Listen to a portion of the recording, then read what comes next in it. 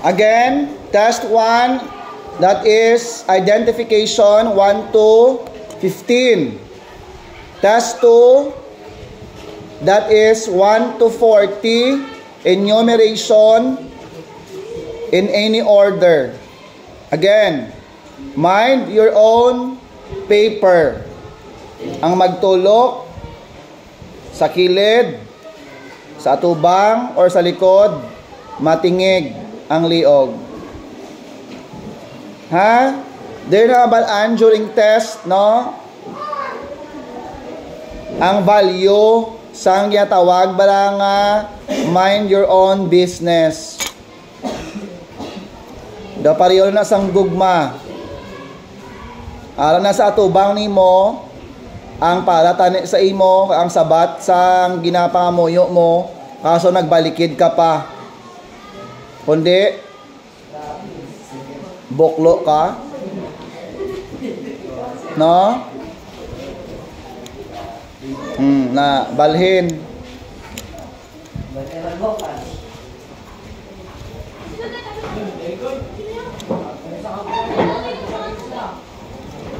Read the questions and understand so that you know the answer. You will know the answer. Kung may pamangkot, pamangkot sa akon, hindi sa imo kaingod.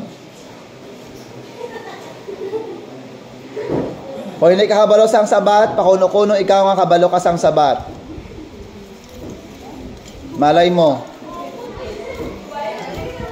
Oh, nan.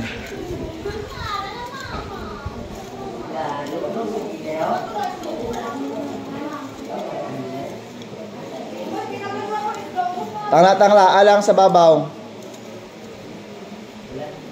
Up and down lang dapat yung ulo, ha. Kay para hindi magsakit, kay kung maglingi ka matingig kas na. May maglingi mo maulian pa kung hindi na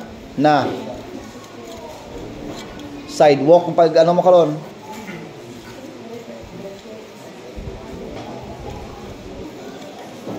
Stop discussing your answer with your seatmate, as I said.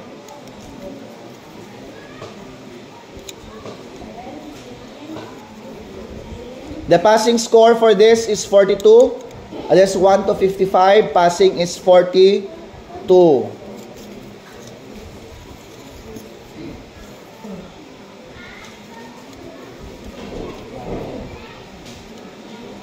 Are you done?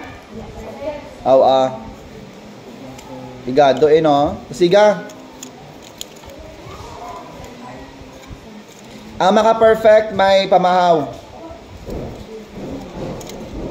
Worth 100. May mga perfect ihan? Ha? Ay.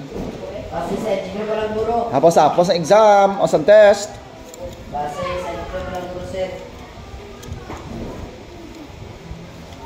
Is it perfect? Perfect ang number.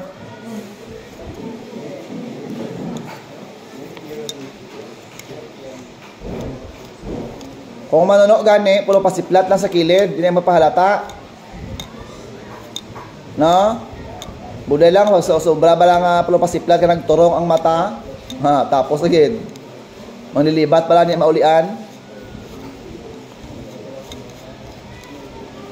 You read only by your eyes. Niya magkutib-kutib, duga sa rosaryo ka mo. Ka disturbo na sa iban karon. Nagasabat. You read only by your eyes. Ikabati.